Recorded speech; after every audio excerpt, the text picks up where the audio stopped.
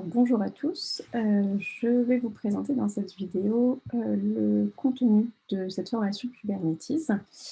Et pour commencer, je vais déjà vous expliquer pourquoi. Pourquoi on a choisi de faire le cours sur ce sujet-là. Donc, en fait, cette année, on a découvert l'outil Kubernetes et ça nous a simplement donné envie de le mettre en place pour notre projet de fin d'année, notamment pour gérer la montée en charge de notre application. Du coup, pour ça, il a fallu se former et quitte à se former, autant mettre à disposition voilà, ce qu'on a appris sur dans un format court et le proposer à d'autres personnes qui pourraient en avoir besoin, comme ça a été notre cas il y a peu encore. Voilà. Et donc ensuite, pourquoi Kubernetes? Donc pourquoi ce sujet-là est intéressant?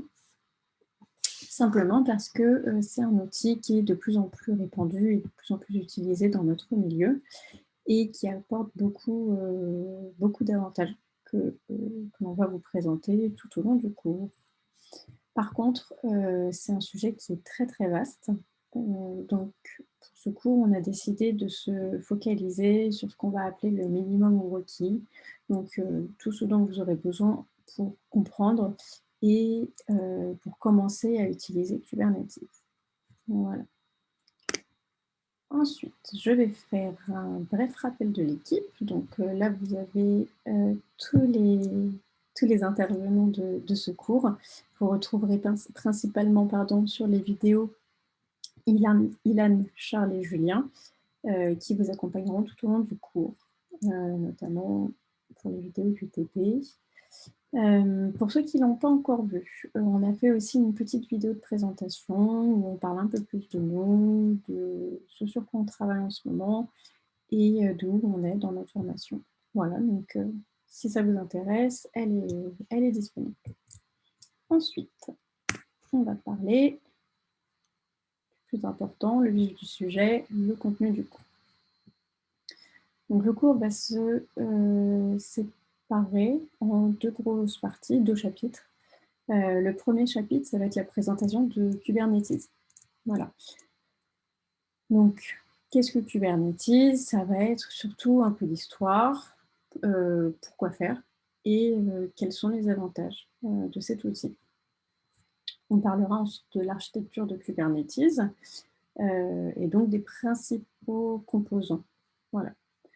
On va ensuite aborder le sujet de Minikube et kubectl, qui sont des outils Kubernetes qui servent à faire tourner un cluster et l'autre outil pour gérer les objets et les clusters Kubernetes.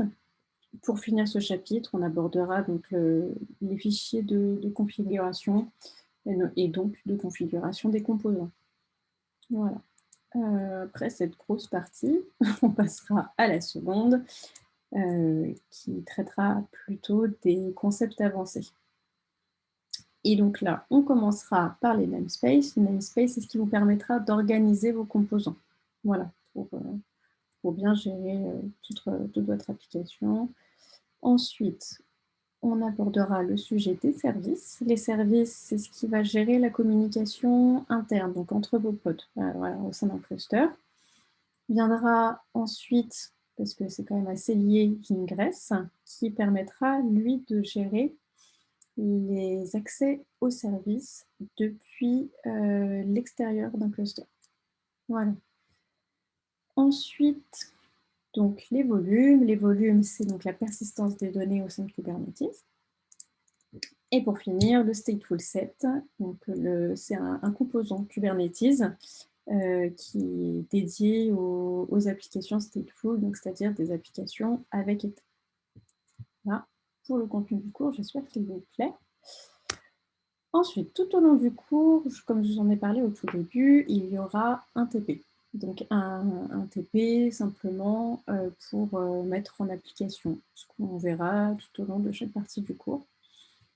Alors, Avant toute chose, en seul prérequis pour ce TP, il faudra avoir, Docker installé sur sa machine. Pourquoi? Parce qu'on va l'utiliser, en hyperviseur, voilà, pour le TP. Donc je vous invite à vous rendre sur la documentation de Docker. Vous avez tout qui est expliqué, c'est assez facile à faire.